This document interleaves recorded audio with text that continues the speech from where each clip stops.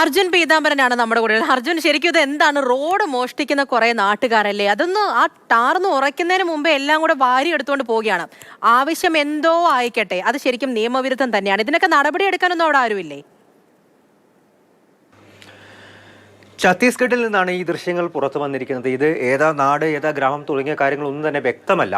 ആദ്യഘട്ടത്തിൽ ബീഹാറാണെന്ന് പറഞ്ഞ് പ്രചാരണം വലിയ തോതിൽ നടന്നിരുന്നു. കാരണം ഇത്തരത്തിലുള്ള മോഷണങ്ങൾ സാധാരണ സംഭവിക്കാറുള്ളത് ബീഹാറിൽ നിന്നാണ്. റോഡും പാലും ട്രാൻസ്ഫോമറും എല്ലാം മോഷ്ടിച്ചു കൊണ്ടുപോകുന്ന ബീഹാറിലാണ്. അത്തരത്തിലൊരു വ്യാജ പ്രചാരണമൊക്കെ നടന്നിരുന്നു. പക്ഷേ ഹിന്ദി മാധ്യമങ്ങളെല്ലാം റിപ്പോർട്ട് ചെയ്യുന്നതനുസരിച്ചാണെങ്കിലും കൂടുതൽ വിവരങ്ങൾ പുറത്തു വന്ന സമയത്ത് എന്തായാലും അത് ഛത്തീസ്ഗഡിൽ നിന്നാണ് എന്നുള്ള കാര്യം ഇതിനോടൊപ്പം തന്നെ വ്യക്തമായിരിക്കുന്നതാണ്.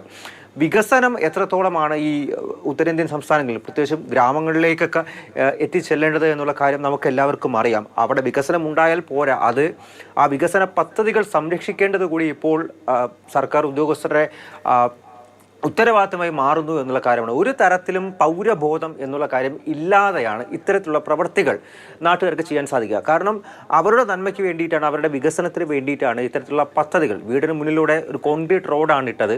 അത് ഇട്ട് ഉറയ്ക്കുന്നതിന് മുൻപേ തന്നെ കൈക്കോട്ടും മൺവെട്ടിയും എല്ലാം വന്നിട്ട് ആ റോഡ് വെട്ടിപ്പൊളിച്ചു കൊണ്ടുപോകുന്ന ദൃശ്യങ്ങളാണ് കണ്ടുകൊണ്ടിരിക്കുന്നത്. ഇത് ഒറ്റപ്പെട്ട സംഭവമാണെന്നൊരു പക്ഷേ നമുക്ക് ഇപ്പോൾ പറയാൻ സാധിക്കും. എന്നാൽ പുറത്ത് വരാത്ത ഇത്തരം നിരവധി സംഭവങ്ങൾ ഇപ്പോൾ ബീഹാറിലാണെങ്കിലും ഛത്തീസ്ഗഡിലും എല്ലാം തന്നെ സംഭവിച്ചു കൊണ്ടിരിക്കുന്നുണ്ട്.